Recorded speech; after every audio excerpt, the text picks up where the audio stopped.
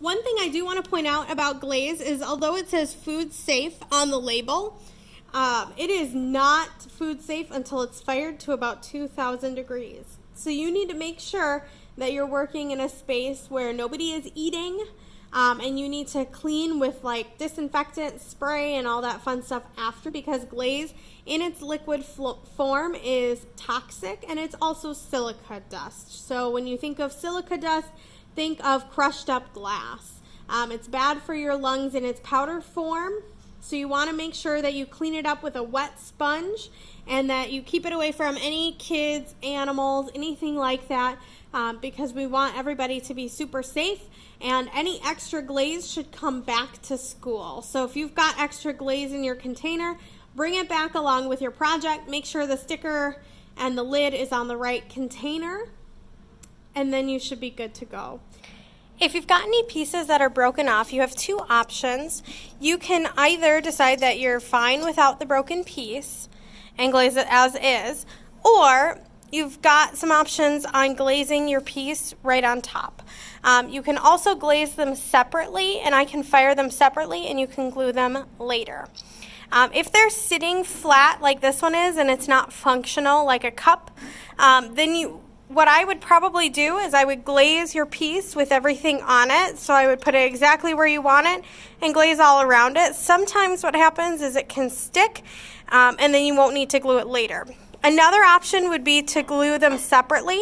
If you do that, you'll want to make sure that you do not glaze the areas that they need to connect. So don't glaze the bottom piece and don't glaze the area that it needs to go, because your glue needs this bare ceramic surface in order to glue on.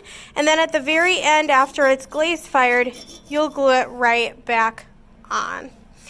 So you can glaze them separately, or you can glaze it right on top. If it's anything that's hanging off the side, I probably would glaze it separately because it will fall off in the kiln fire. All glue, if you're planning on gluing anything, it has to be done after the kiln fire, the first or the second firing, because what happens is it will end up melting it right off, and all of the glue will disintegrate, and then you'll have just a big mess, and nothing will stay glued until after. When you're ready to start glazing your piece, the first thing you're going to do is you're going to pick it up and you're going to run your hands over a lot of the surfaces. Anything super sharp, you're just going to take a little bit of sandpaper and you're going to just give it a light sanding. Now this isn't going to get rid of big stuff. If you're feeling like, oh my gosh, I have so much to sand, right, know that you're not really going to be able to do a whole lot with that. It's just for getting little pieces, maybe like you had some dingleberries that you didn't get out right away. The sandpaper is just for getting that out, and you're going to lightly sand it. Try to sand it outside or over a trash can wearing a mask.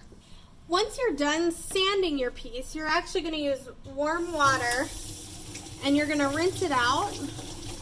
And what that does is it gets rid of all of the dingleberries, and it also cleans your piece. So you don't really want anything in your piece that's going to be sandy or dusty. You need to clean it all off. If you're introducing dust into your artwork and into the glazing process, what happens is your glaze starts to flake off. So you need to work with a clean brush, a clean surface, and a clean piece.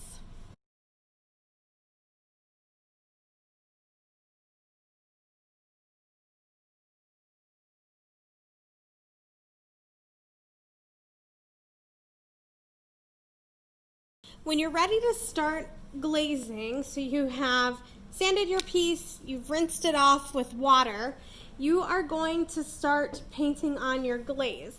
Now I've got two different glazes I'm going to be using. I'm going to use deep fire brick, and then I'm also going to use this clear glaze. Now notice that I do have some designs here, and that's what I'm going to use my clear glaze for. Before you do anything with glaze, you're going to want to make sure that your glaze bottle's closed all the way. So see, I had a little bit of turning there, and the reason why is because the last person before me didn't close it all the way. So I'm going to make sure it's closed all the way, and then I'm going to shake it. Normally I would have you shake it over the sink, But for our video purposes, I'll shake it right here because I know it's closed. Something to note about glazing and looking at your glazes is that typically the color of the glaze is not the color that it's going to be after it's fired, because they are not pigments. They are actually elements. So blue rutile is a great example of this. It will look like the picture here, so it will turn blue, but you can see on the edge here that when you paint it on, it will be red. So after it's fired to that super high temperature, it does change colors. So you're going to have to pay attention to the label and not the color of the glaze. In this case, so if you have little glazes, you've got oatmeal and indigo float. They look very similar as you're just looking at the color of the glaze itself, but oatmeal will be a yellow glaze and indigo float will be a blue. So just pay attention to what it's called and labeled and not the color of it. This is for the same reason that we don't just stick random unlabeled glazes in the cabinet. So these little containers need to have a label on them, because otherwise anyone going into the cabinet will have no idea what it is. They need to have the label to tell them what exactly it looks like and what it's going to be. If you've got the little bottles or the little jars of it, you need to shake those as well. Sometimes glaze settles, so you want to make sure that it's all nice and clean. Then I'm going to take my clean brush, so I'm taking my small brush so I can get my details in. And I am going to put my clear glaze all over my horse design.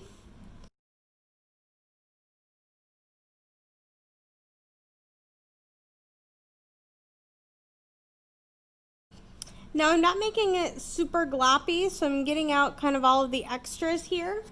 And I'm going to let that dry before I paint anything next to it or on top of it. Now, something to remember about glaze is that you always need 3 coats of each color. If you are using 2 different colors put on top of each other, you can do 2 of each coat. But you need at least 3 coats of glaze on your whole piece. So what I have here is a sticky note, and that has all my glazes here. And what I'm going to do is right next to where I've written my glazes, I'm going to put how many coats of each I've put on there. So I've put 1 coat of clear on the horses. I would do that all the way around, and then I'll keep track of the next round. Wherever glazes overlap, you need to make sure that the first glaze is fully dry and chalky before you add the next glaze. You can go ahead and drip glazes down, so I'll show you over here. There's some glazes that are dripping down there. Those glazes hopefully will have a nice drip, but you don't want to have too much. So anytime you're going to overlap glazes, remember, you should not mix the Potter's Choice glazes together. You should overlap them once they are fully dry. So you're going to take one color, paint it on, and then you're going to paint the next one on when that color is. I'm ready to start my deep fire brick, which is my first glaze layer. What I like to do is I like to start upside down. So I like to tip my piece upside down before I have anything else there. And I've got a bigger brush for my deep fire brick. I'll dip my brush in probably your little glaze container.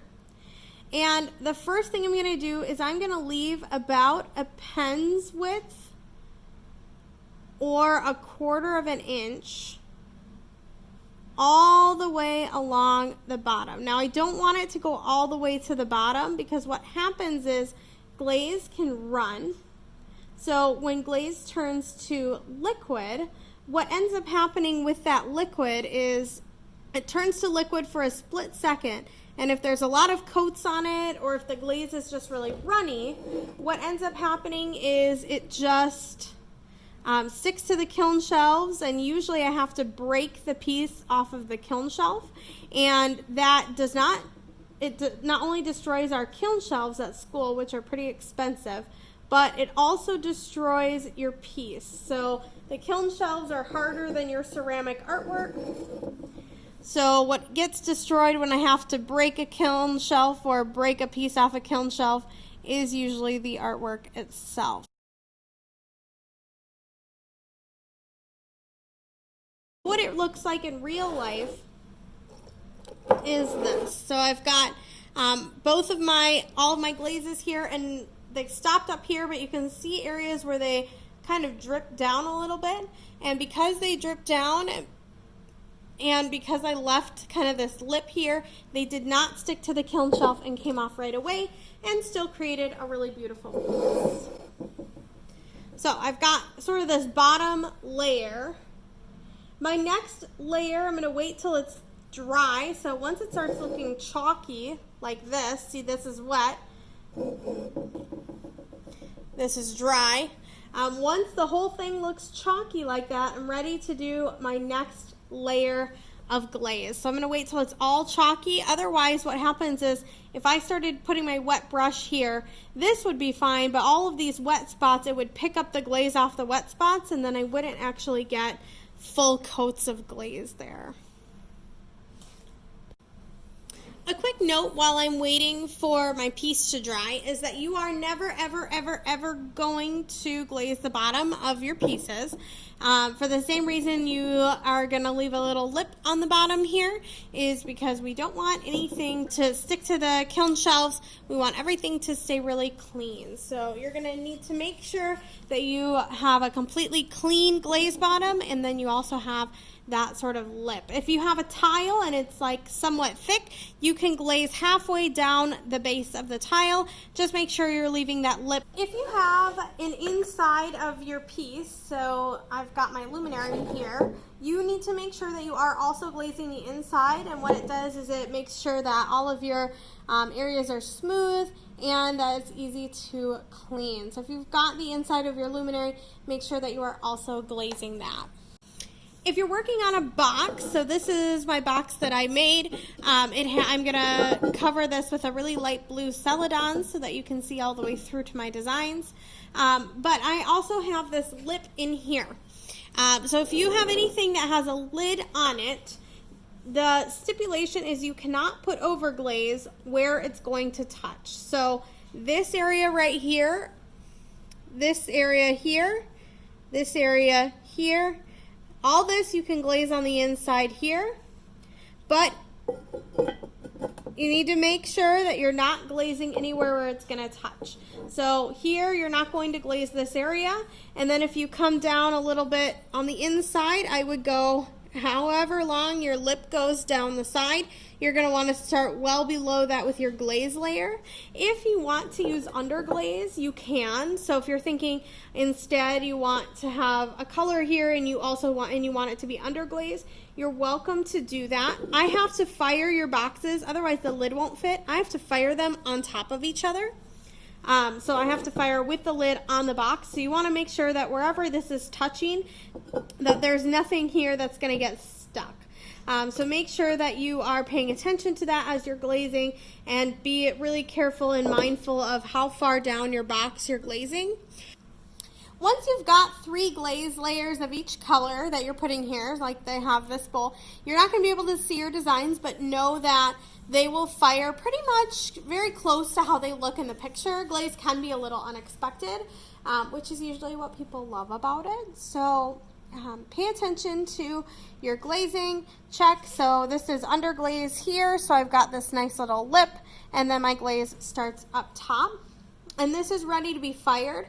Now, as I'm keeping this kind of ready to be fired, I need to keep this away from any wet clay or any dust. So one thing that can be helpful if it's completely dry is to put it back in the box that you're transporting it, and you can put it in a clean plastic bag, but make sure it's away from all moisture and away from anything being too tightly wrapped around it. It needs to sit nicely on the way back.